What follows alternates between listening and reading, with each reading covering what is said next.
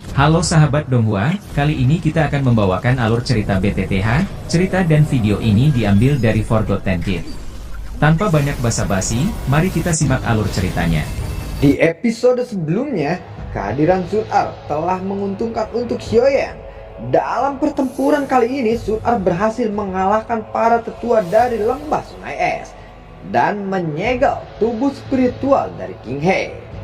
Singkat cerita, malam hari pun tiba. Hyoyen duduk bersila di ruangan tamu jauh di dalam rumah Klan Ye. Kedua tangannya telah membentuk segel pelatihan. Gelombang demi gelombang energi alam perlahan memasuki tubuh Hyoyen. Pelatihan ini berlangsung selama 2 hingga 3 jam sebelum Hyoyen perlahan membuka matanya. Hyoyen lalu bergumam, "Kekuatanku masih belum cukup. Dengan kekuatanku saat ini, aku paling hanya bisa berurusan dengan para ahli puncak kelas Dozong," ucap Hyoyen di dalam hatinya. Hyoyen lalu menghela nafas. Dia kembali bergumam, "Setelah aku pulih sepenuhnya, aku akan memperbaiki tempat racun iblis. Sudah waktunya untuk aku benar-benar menyingkirkannya," ucap dari Hyoyen di dalam hatinya. Saat Hyoyen akan kembali memasuki kondisi pelatihannya, tatapannya beralih ke jendela di ruangan. Dia lalu berkata, "Karena kamu sudah di sini, kenapa kamu masih bersembunyi?" tanya dari Hyoyen. Lalu perlahan Sun-ar pun masuk ruangan dan berkata, "Ini sudah sangat larut, tetapi kakak Hyoyen belum beristirahat," tanya dari Sun-ar. Hyoyen lalu mengulurkan tangannya dan meraih tangan Sun-ar. Hyoyen lalu berkata, "Sun-ar, duduklah di sisi tempat tidur." Dia lalu berkata, "Kakak Hyoyen, aku benar-benar merindukanmu," ucap dari Sun-ar. Hyoyen segera memeluk pinggang Sun-ar. Setelah Hyoyen memeluk Sun-ar, Sun-ar lalu melambaikan tangannya. Sebuah gulungan berwarna emas muncul. Dia lalu menyerahkan gulungan itu kepada Hyoyen. Sun-ar lalu berkata, "Ini adalah 3 segel terakhir dari keterampilan segel dewa. Dengan kekuatan kakak Hyoyen saat ini, seharusnya bisa berlatih segel ketiga ini. Kakak Hyoyen tidak boleh menolaknya," ucap dari Sun-ar. Hyoyen sedikit ragu, namun pada akhirnya dia mengambil gulungan itu. Senyumnya muncul di wajah Sun-ar saat dia melihat Hyoyen menerima gulungan itu. Sun-ar lalu berkata, "Kakak Hyoyen, kamu tidak membiarkan orang lain tahu tentang masalah giok dewa kuno Tuse ini berada, bukan?" tanya dari Sun-ar. Hyoyen lalu berkata, "Iya, giok dewa kuno Tuse, apakah itu sesuatu yang ingin diperoleh klanku?" tanya dari Hyoyen. "Giok dewa kuno Tuse terkait dengan misteri Dodi.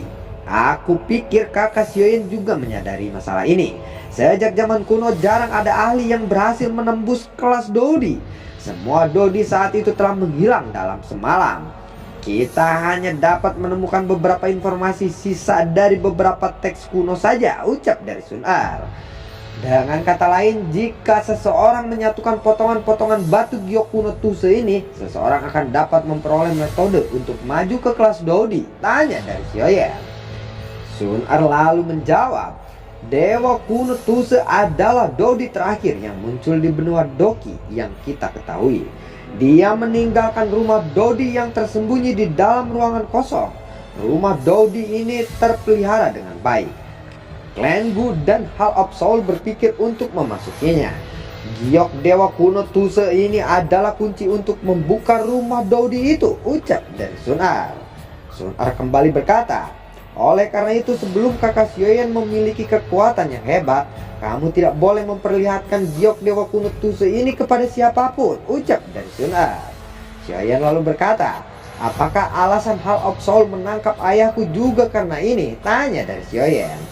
Sun-ar lalu menganggukkan kepalanya dan berkata, "Klan Xiao pernah dianggap sebagai faksi tingkat atas di benua Doki. Sayangnya seiringnya berjalannya waktu, Klan Xiao secara bertahap menurun. Setelah itu beberapa leluhur Klan Xiao hanya bisa meninggalkan daratan tengah dan akhirnya menetap di Kekaisaran Jiangma." Leluhur Klan Xiao itu memang orang yang benar-benar hebat. Dalam beberapa ratus tahun dia berdiri di puncak benua. Hanya ada 4 orang di seluruh benua yang sebanding dengan mereka, ucap dari Sun-ar. "Tidak diduga bahwa leluhurku memiliki pencapaian seperti itu," ucap dari Hyoyen. Sun-ar lalu berkata, Bakat leluhur itu sangat dikagumi oleh klan Gu. Di bawah kepemimpinannya, hubungan antara klan Xiao dan klan Gu sangat baik. Perjanjian aliansi juga dibentuk pada waktu itu, ucap dari Sun Ar. Perjanjian aliansi, tanya dari Xiaoyan. Leluhur klan Xiao pernah membantu klan Gu. Saat dia akan mati, dia memalsukan klan Gu untuk menjaga klan Xiao dan melestarikan garis keturunan klan Xiao. Perjanjian aliansi ini cukup efektif untuk waktu yang singkat. Tetapi seiring berjalannya waktu dan menghilangnya klan Xiao dari daratan tengah, perjanjian aliansi ini secara bertahap hilang. Salah satunya alasanku untuk pergi ke klan Xiao saat itu adalah karena ayah ingin aku memiliki masa kecil yang tenang. Sedangkan beberapa orang dari klan ingin aku mengambil giok dewa kuno Tuse itu dari klan Xiao, ucap dari Sun Ar. Siapa nama leluhur klan Xiao itu? Tanya dari Xiaoyan. Sun Ar lalu menjawab, memangnya kenapa? Apakah kamu berencana untuk mengidolakannya sekarang? Tanya dari Sun Ar. Dia adalah leluhurku, aku adalah keturunannya. Bagaimana mungkin aku tidak mengetahui nama leluhurku sendiri, ucap dari Xiaoyan. Leluhur klan Xiao itu bernama Xiao Xuan, ucap dari Sun Ar. Xiao Xuan ya. Dia memang layak menjadi leluhur klan Xiao. Namanya benar-benar mendominasi saat itu, ucap dari Xiaoyan. Makam kuno Xiao Xuan ada di alamku. Makam kuno itu memiliki kekuatan misterius. Orang-orang dari klan Gu tidak bisa masuk. Jika tebakanku benar, kemungkinan hanya kamu atau anggota klan Xiao yang dapat memasukinya, ucap dari Sun Ar. Aku harus melakukan perjalanan ke makam leluhur. Setelah aku memiliki kekuatan yang cukup di masa depan, aku akan memindahkan makam leluhur klan Xiao dan membuat keturunan klan Xiao untuk menyembahnya siang dan malam, ucap dari Xiaoyan. Kemungkinan tetua Xiao Xuan akan merasa sangat senang jika dia mendengar kata-kata ini. Dan satu lagi, sebaiknya kamu tidak menyebarkan berita bahwa kamu adalah keturunan dari tetua Xiao Xuan, ucap dari Sun Ar. Xiaoyan lalu mengangguk. Kakak Xiaoyan, aku tidak akan bisa tinggal lebih lama lagi. Kamu harus mengandalkan diri sendiri. Oleh karena itu, kamu tidak boleh gegabah kali ini, ucap dari Sun Ar. Mendengar Sun Ar hendak pergi, Xiaoyan segera memeluk pinggangnya. Dia lalu bertanya, kapan aku bisa pergi ke alamku untuk mencarimu? Tanya dari Xiaoyan. Sun Ar lalu menjawab, kamu bisa pergi kapan saja. Apapun yang terjadi, aku akan berdiri di pihakmu, ucap dari Sun Ar. Xiaoyan perlahan mengangguk. Xiaoyan menatap tajam ke arah Sun Ar. Panas yang berapi-api tanpa sadar muncul di matanya. Tangannya memegang pinggang Sun Ar. Tanpa sadar tangannya bergerak. Setelah itu tangannya menembus pakaian Sun Ar dan segera menyentuh anunya. Wajah Sun Ar segera berubah menjadi sangat panas saat dia merasakan tangan Xiaoyan menyentuh bagian sensitif dari Sun Ar.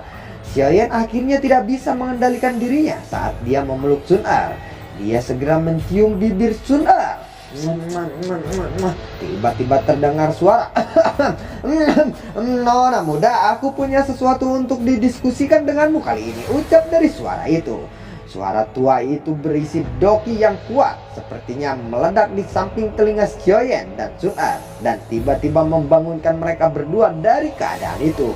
Setelah Sun Ar sadar, dia lalu melihat pakaiannya sudah dilucuti. Wajahnya segera memerah. Sun Ar segera menarik selimut untuk membungkus tubuhnya. Xiaoyan segera berkata, itu bukan salahku, ucap dari Xiaoyan. Sun Ar lalu berkata, kamu sepertinya memiliki pikiran yang kotor ya, ucap dari Sun Ar. Aku tidak bisa melawan daya pikat nona muda Sun Ar, ucap dari Xiaoyan.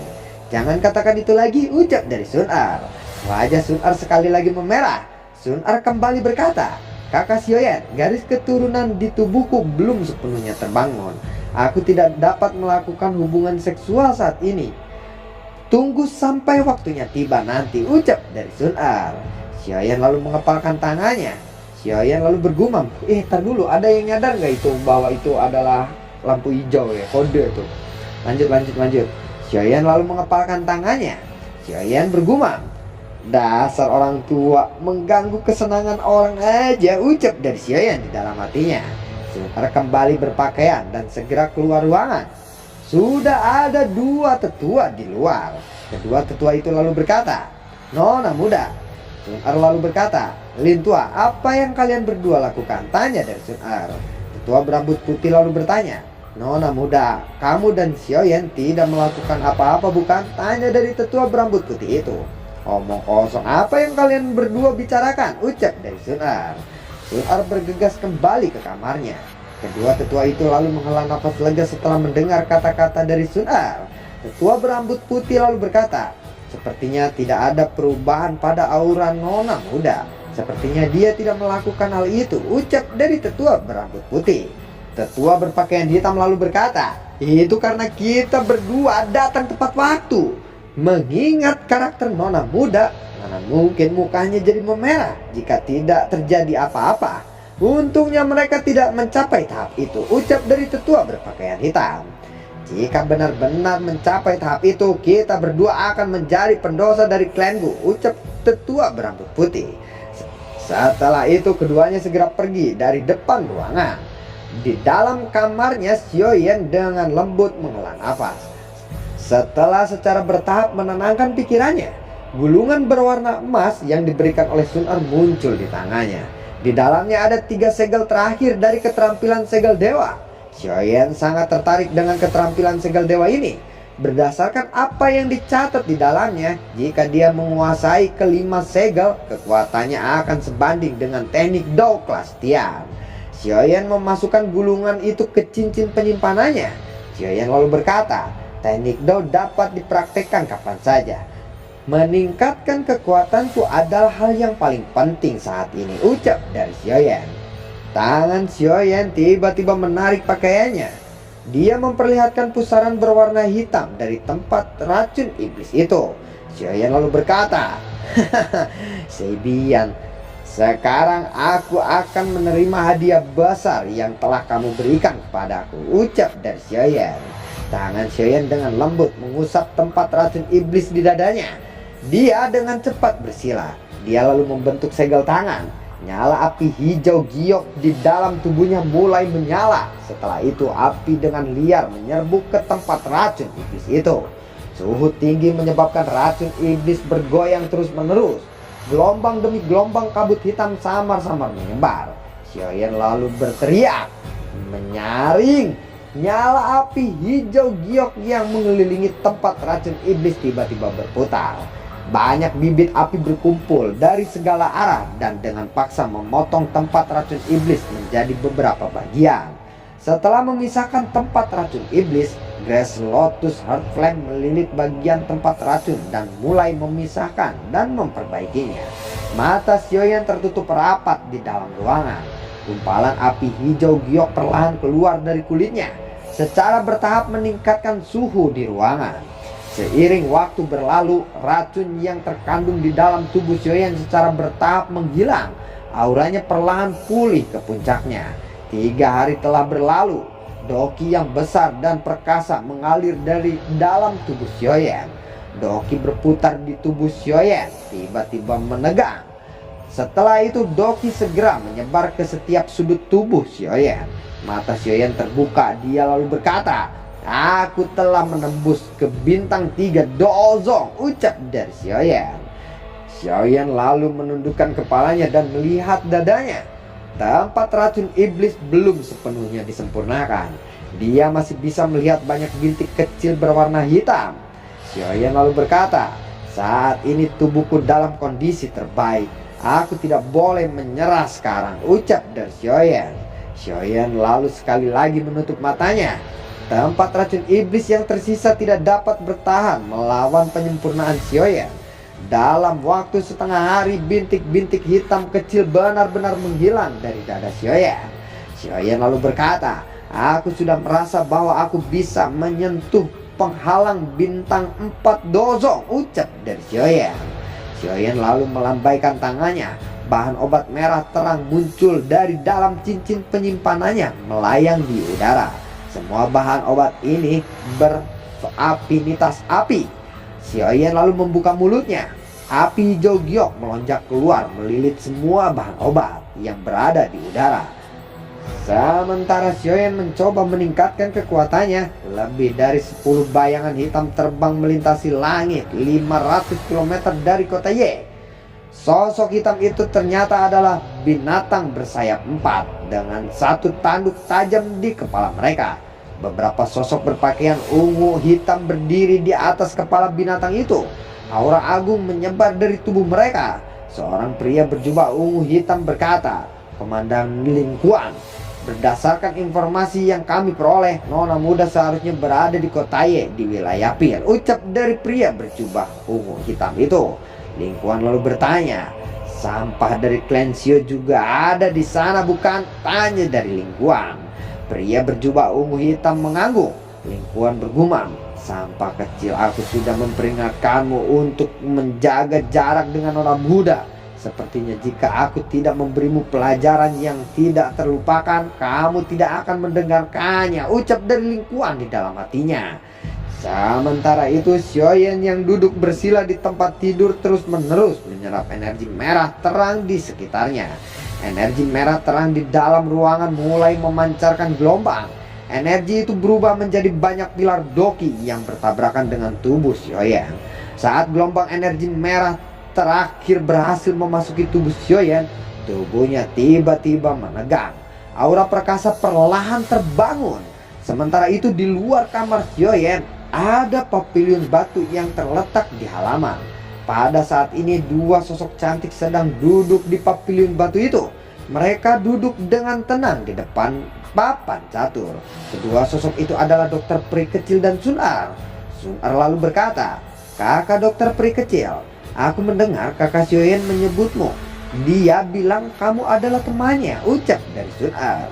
Dokter peri kecil lalu berkata, "Iya, dia adalah temanku," ucap dari dokter peri kecil. Sun-Er tersenyum dan kembali berkata, "Hanya seorang teman bukan? Oh ya, sebentar lagi aku akan segera pergi dan harus merepotkanmu untuk mengurus kakak Xiaoyan di masa depan," ucap dari Sun-Er. "Selama aku masih hidup, tidak akan terjadi apa-apa kepadanya," ucap dari dokter peri kecil. Sun-Er lalu mengangkat kepalanya, melihat ke langit yang jauh. Suara samar dari angin yang berhembus menyerbu dari tempat itu. Dokter peri kecil lalu bertanya, "Apakah itu lembah sungai es atau Hall of Soul?" tanya dari dokter peri kecil. "Tidak, mereka adalah orang-orang dari klanku," ucap dari Sun-Er. Dua tetua tiba-tiba muncul dan berkata, "Mereka seharusnya tentara terendam hitam. Aku bisa mencium aroma unik dari binatang bertanduk tunggal bersayap 4 itu," ucap dari tetua berpakaian hitam itu. Tetua berambut putih lalu berkata, "Mereka seharusnya menerima perintah dari klanku," ucap dari tetua berambut putih.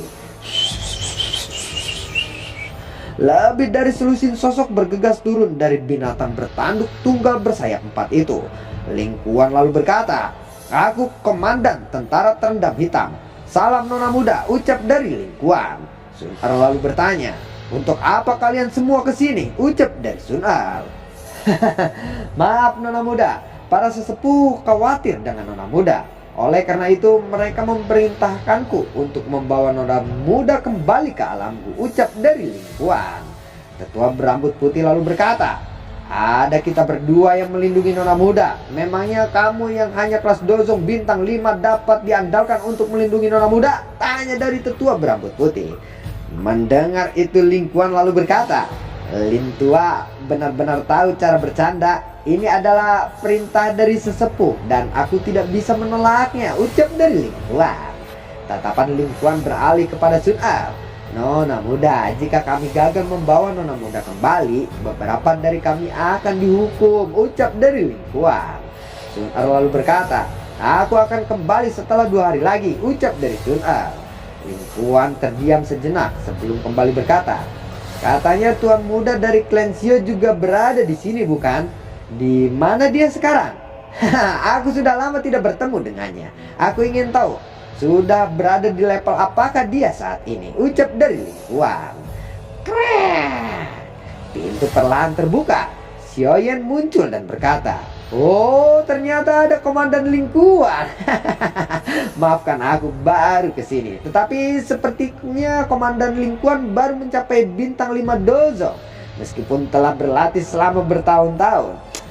Ini benar-benar membuatku terkejut, ucap dari Xiaoyan. Aura agung perlahan menyebar dari tubuh Xiaoyan. Melihat itu, lingkungan terkejut dan berkata, "Dozo bintang 4," ucap dari lingkungan. Lalu bagaimanakah kelanjutan ceritanya? Akankah Xiaoyan bertempur dengan lingkungan saat ini? Karena apa getreng-getreng? Nantikan konten gue berikutnya dan semoga sehat selalu untuk kalian. Terima kasih telah menyimak video ini dari awal sampai akhir ya. Sampai jumpa.